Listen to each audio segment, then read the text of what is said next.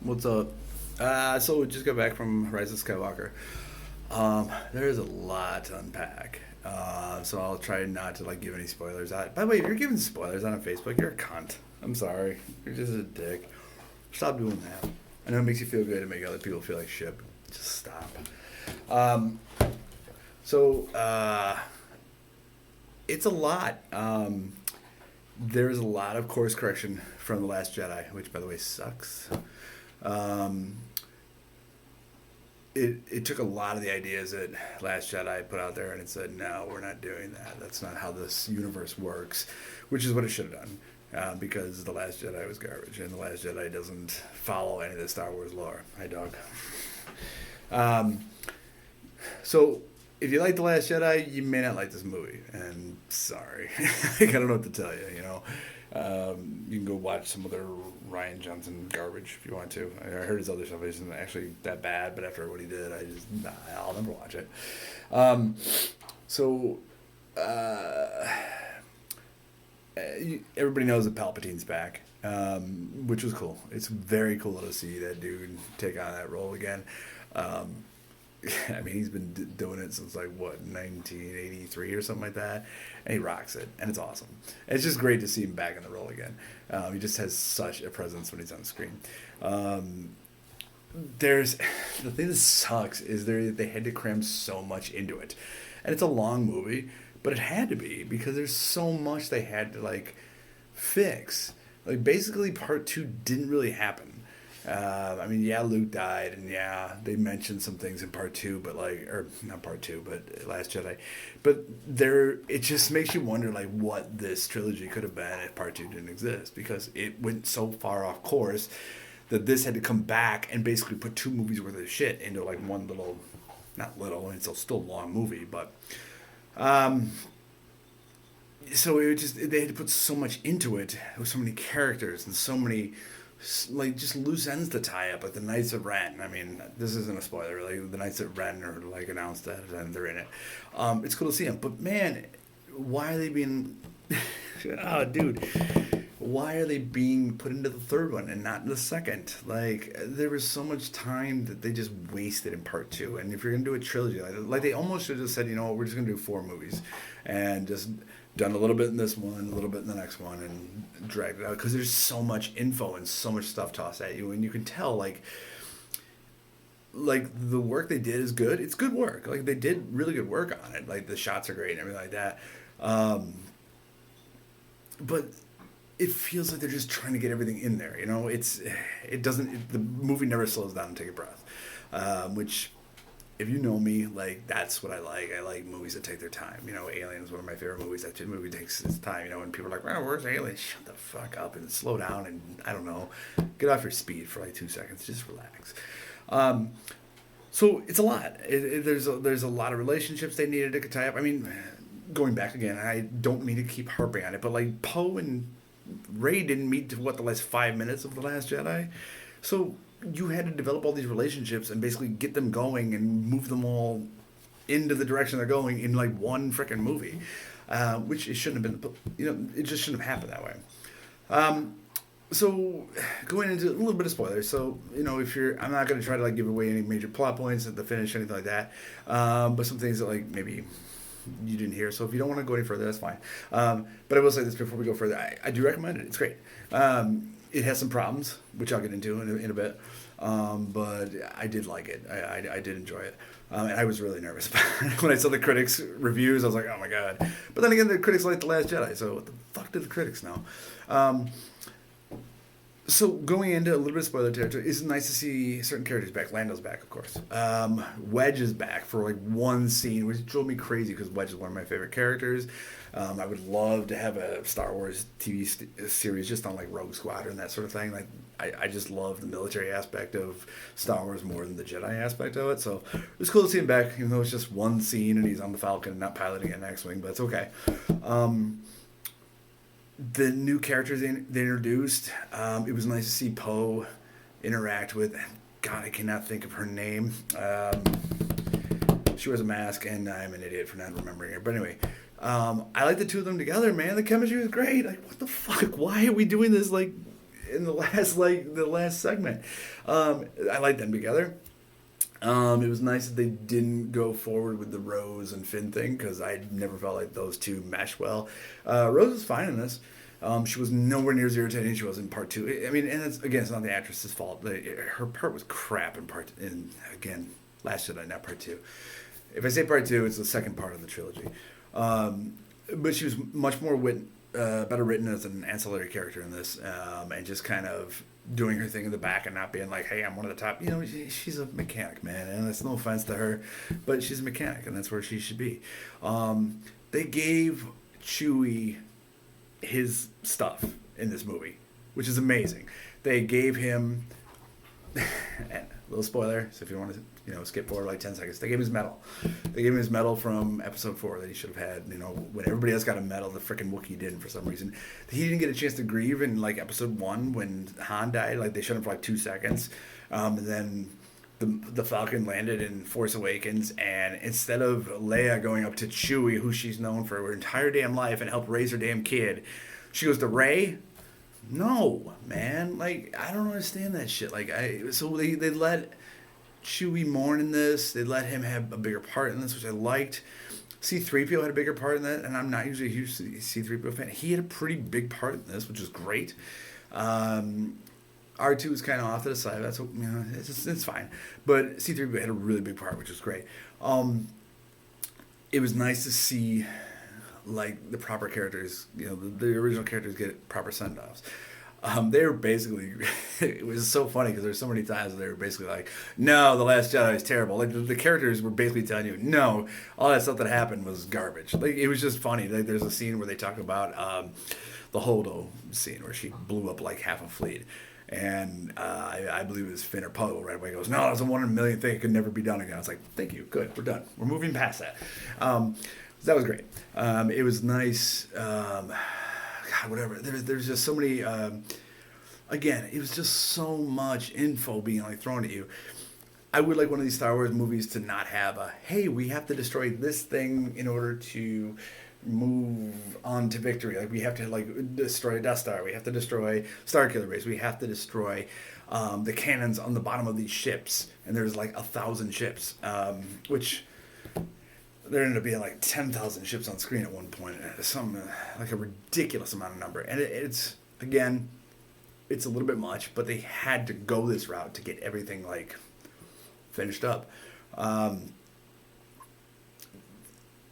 I really liked the way they kept the Kylo, and there was one good thing about The Last Jedi, Kylo and Rey, their little interactions through their mind meld thing. I know Star Trek, but I like that, and then they kept it going, and they introduced some almost like Nightmare on Elm Street stuff, which is kind of cool, where you could like pass things through to each other, which was interesting, and I liked it, and it's fine, it's the Force, and it works in mysterious ways, whatever. So I liked the way their characters ended. The way they ended that story was good. I don't think you could have ended it any other way. They bookended from part 4 to part 9. They bookended that whole thing nicely. It starts on Tatooine and ends on Tatooine, with the sunrise and the music playing, and you get teary-eyed. And 40 years of my life, man.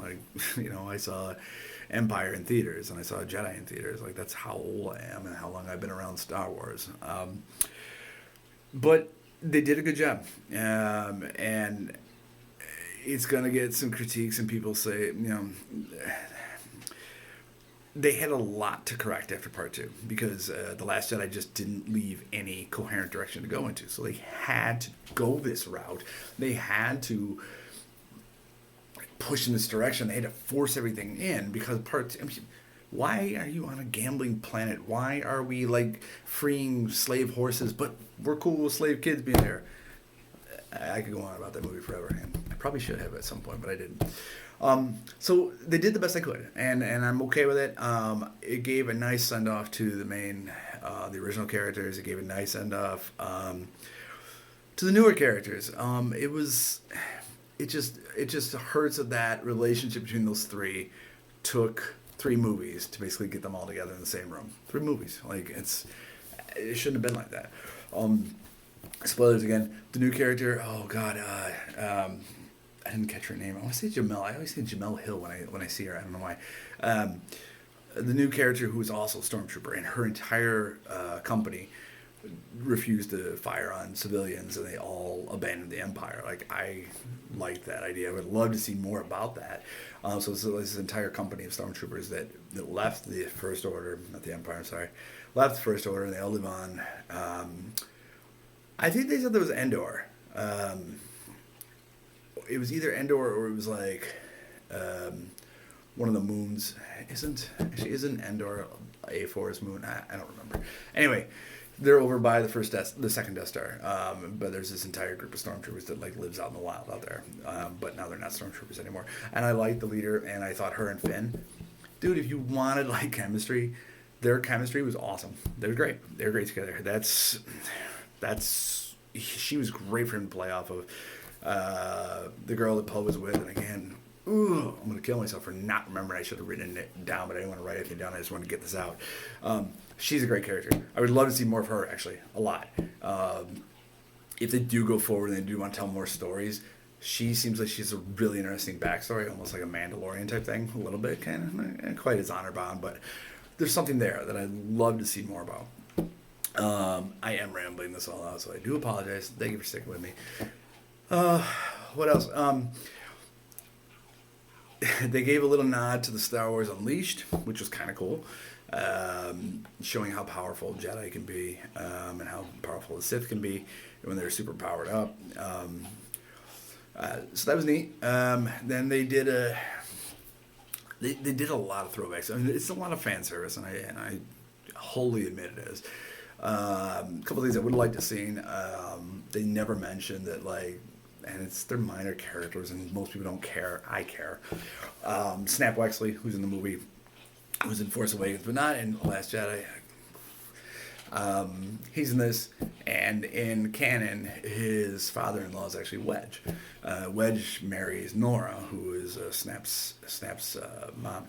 So it would have been nice if they would have been like, show a little of that, show a little bit of where that sort of thing came from, but again, they had to force so much into it, man. It just felt rushed.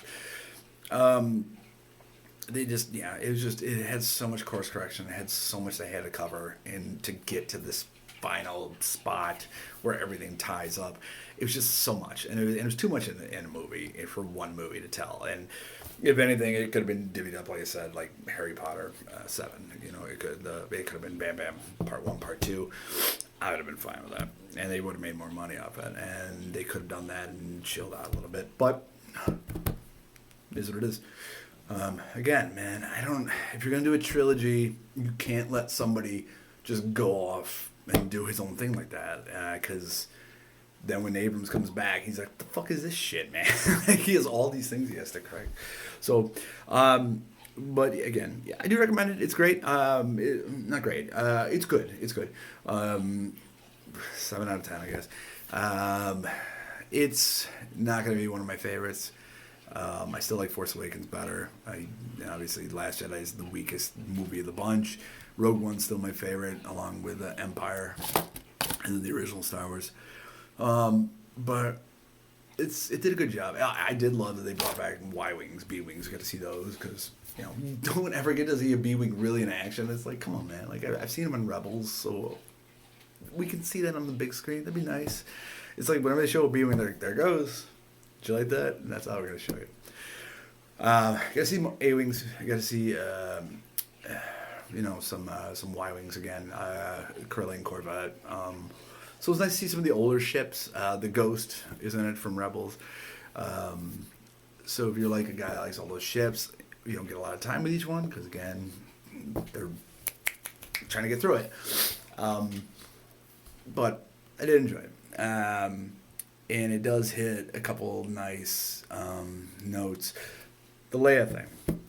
So if you didn't know that she had passed away beforehand, you'd probably be like, oh, okay, cool. You would have almost like think that was the way her part was written. They do a really good job of putting that footage into this movie. I sat in the front row. Don't ever fucking sit in the front row because you see everything way too close. I sat in the front row. That's the only seat they had, and you can tell that doesn't quite, yeah, you know what I mean? It doesn't quite work. It does. They did a really good job of getting it into the narrative, and it didn't feel too forced. It didn't feel like, you can just tell that there's something just a little bit off with the picture. Oh God, sorry. But for what they had, again, they did a great job getting that in there. I mean, there's just so many things that went wrong up to this point that to do as good as they did is a miracle.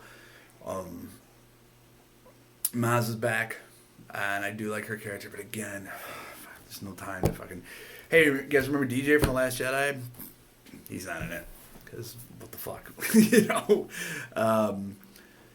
The thing with Hux, Hux was a very interesting character, I thought, in the first one. Total neo-Nazi. And they made him into a joke in part 2, and they kind of continued that a little bit in part 3. We did get to see more officers, and I believe one of the officers is Ray Sloan from the Endgame series of books. It's the only person that could be. She's Admiral. She's a little older black woman, so that's kind of who I figured that was it was Ray Sloan. But it was nice to see like actual Imperial First Order officers and see them in action a little bit. But again, Hux, God man, again they messed it up so bad in part 2 that they had to do what they did in this one, I guess. But anyway, so if you want to go see it, if you have stuck around this long, I do appreciate it. But if you're thinking about go see it. Yeah, it's a great way to close out the this trilogy. I'm hoping the next format they do is going to get a little bit of... It's got to get away from the Skywalkers, obviously, because they're done. But something new, man. Like, it's great that they're doing, like, The Mandalorian, which takes place right after Jedi. It's great they're doing, you know, Kenobi, I guess, even though we know where his story ends. So I don't really know why we're doing Kenobi or Maul or Cassian Andor. Like, none of that stuff really interests me too much. The Mandalorian does. It's great, because you don't know... Because I like he's a minor character that doesn't have to have an impact on the entire galaxy. And that's what I think sometimes we're always like, oh, well, where is he in the new trilogy? Well, who cares? Like, he doesn't need to fit into that. He can just be his own thing with The Mandalorian. So I'm hoping we see more stuff like that, like more side stories. This universe is massive. There are thousands of worlds to explore. There are thousands of stories to explore. But we've been stuck on, like, the prequel trilogy, the Clone Wars. I love the Clone Wars. Rebels, and the original trilogy, and now the Mandalorian's right after the original trilogy. So it'd be nice to kind of move forward another like 50, 60 years. Let's see what's happened to the galaxy. It doesn't have to have another empire. There can be small planetary fighting. Like, I don't need every movie to have some planet-destroying weapon. I was actually disappointed when one of the Star Destroyers blew up a planet. I was like, come on, man. Like, we don't need that. You can have a huge military threat without it destroying a planet. I mean, you know, they've always said that, like, you know, Star Destroyers could do enough damage they could destroy cities easily. You don't need to blow up a planet every goddamn time. Like, how many planets have been blown up? Like, we don't need to do that every time. So, dial that down a little bit. Not everything has to be the end of the universe. There are plenty of stories to tell. Let's do something new. That's all I'm asking. Anyway, thanks, guys. I'm going to try to be more active with this channel. I'm hoping to do an action figure review soon. Actually, hold on. Can I do this? No, I can't do it. But that's my my case over there. I got a couple guys down right now. But I got some action figures to review and things like that. So I gotta get that up. So I'm gonna try to be more active. Hold on. Popcorn. So like, subscribe if you could, and I will catch you all later. Bye.